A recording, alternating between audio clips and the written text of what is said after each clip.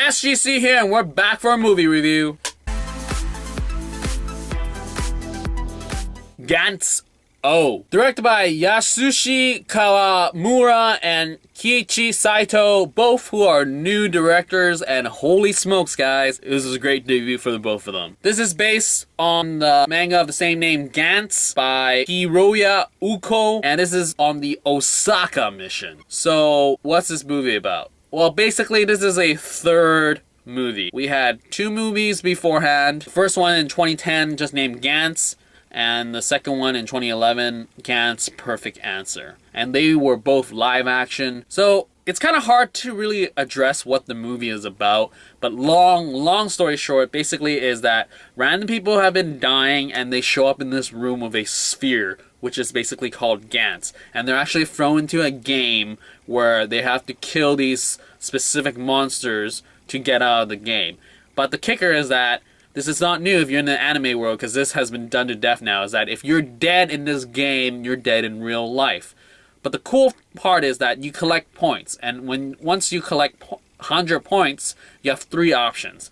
Get a badass weapon, resurrect a fallen comrade, or wipe your memory and be set free. So if you don't know the story whatsoever, because I had friends that picked this movie up because it's playing on Netflix right now, is that this is the third movie. In the beginning, you will see this main character that doesn't show up. He's dead. But he's the main character in the first two movies in the live actions, and we get the sort of not main character, but he was also sort of a main character. So anyways, there's an Osaka mission. They're usually Tokyo-based, and this time they're thrown into the Osaka area, and they are fighting against monsters, but they are with the Osaka team. And that's basically the entire film. What did I think? Well, as I just explained, I'm so glad that this movie was based off one mission rather than trying to really reboot the series. I'm glad it wasn't a reboot. I mean, Gantz is crazy. The first two movies, I heard it was received well. I have seen the first one, but it's been a while. I mean, 2010, it's 2017, guys. And I haven't seen the second one, though I will probably go back and review those just to tell you how I feel. But definitely, story-wise, it's interesting. I mean, characters as a standalone, there are weak character arcs, but there are sort of like done well. I mean, you have a change of hearts, you have the I don't want to do this but become a hero, and just believing in yourself, willpower type of thing. So that's basically the most of the characters. Story-wise, you have no idea what's going on. I mean, they don't really explain Gantz, sort of what happened in the first two movies. I mean, at the end, they sort of explain what's going on. Spoiler, but, you know, just watch it. I think this movie alone can just sell you on its action. If you just previously watched my Blame movie review, I had a lot of gripes about the animation, about how there's no subtlety about it. A lot of people are just standing around. But here, there's tons of subtle animations. Like, when people are talking, they move, like, their expressions are moving, and it's just like, these are real people. But granted, the 3D CG is still uncanny valley. And I think it will always be like that, and I'm totally fine with that. But if you have an issue with this type of animation, it's gonna irk you, but I swear, just let it go and just immerse yourself in this movie. I mean, granted, I read a review and someone was complaining about how it looked like Final Fantasy Spirit Within back in whenever. But seriously, that movie was just leaps and bounds ahead of its time. For the fact that our movies coming out now still looks like that, it just proves that it was so crazy.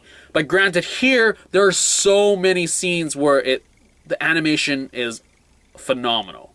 I mean, there are backgrounds where it just looks like a real live set. There's one scene where his brother's cooking dinner, and he's in the background, but then the foreground's like just his desk and TV and all that, like table and all that stuff, and it looks real. I swear sometimes even when it just has a shot of a TV news report, it pans out a bit and you see the bits of the TV, it looks really good. So props on that. And definitely, they spend a lot of time, I swear, I don't even have to read up about it. I know they spend a lot of time trying to really get that aesthetic of the streets. Because I've been on that very street that they had a huge fight on. I've been there. it's so bright. There's a lot of ads going on, things flashing here and there, food menus left and right. It's unbelievable. It's always surreal to be seeing a set that it's a real place and you've been there. So the fight animation is great, and it's subtle. There's some intense stuff. It goes back and forth between sort of learning sort of what's going on with these weapons, and then badass Osaka team just pulls off crazy moves. And that, I swear, is the biggest thing for this franchise to keep going forward, is to keep going 3D CG. Because if they go back to live action, it's not going to have the same appeal. Because I swear, when I remember the first one, the fight sequences were okay, but not as intense as the manga. Because I swear the manga, hands down, is nuts. And this 3D CG really captures it with all the crazy weapons and just the crazy fight choreo. It's just nuts. I'm glad, because the Osaka mission was sort of like this really turned the dial up to 10 for craziness when all these weapons showed up that we didn't know existed, because these guys beat the game 7 times. So, props on that. I mean, I'm conflicted, because I know going in what the story is about, why certain characters are in the arcs that they are in. If you don't know, you watch the movie at the end and it explains why, who is who, and what is what. So, I don't know if you'll like it more because you know everything, or you don't. But at this very bottom line is that the action will deliver, and it's just great. And definitely check it out because of that.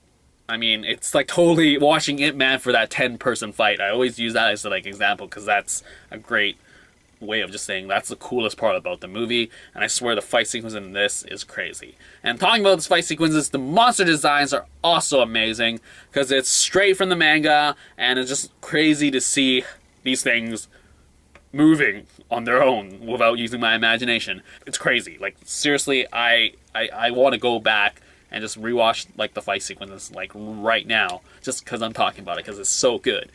So yeah, overall, I mean, you could say it's weak characters, but it's an established sort of franchise. Granted, Netflix just sort of put this out there and see who's gonna watch it.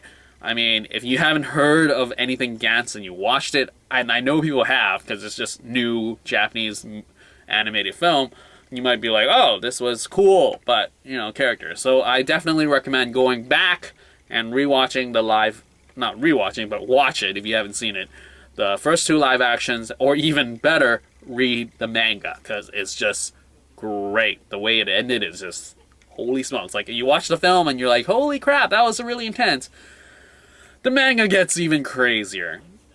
So yeah, I'm done fanboying. I was actually really surprised. At first I was going to be, oh no, it's sort of like this Uncanny Valley type of thing. Because I have seen Resident Evil, sort of their new movies, and it's that Uncanny Valley thing where it's these 3D CGI models look like real people, but they're not real people, and their sort of features are realistic, unlike your Pixar or what have you, where it's the exaggerated eyes or the big, I don't know, face or crazy hair or whatever.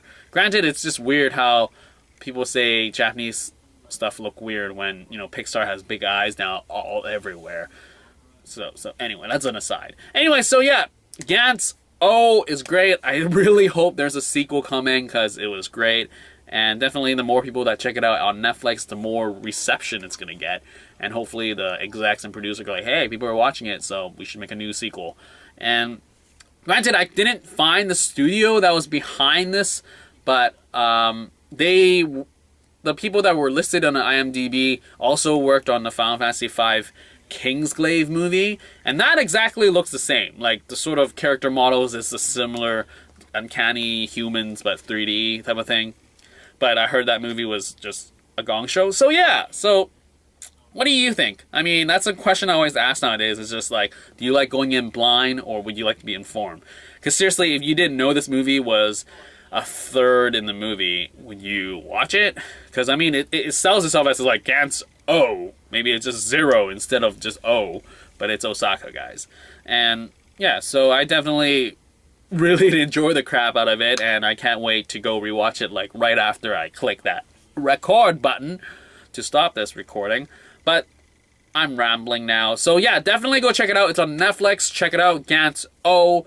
Crazy action sequences. I mean, they're might be some stuff that you might be offended by. Like, there is, like, the whole ecchi sexualization of the female characters. There's 2 of them.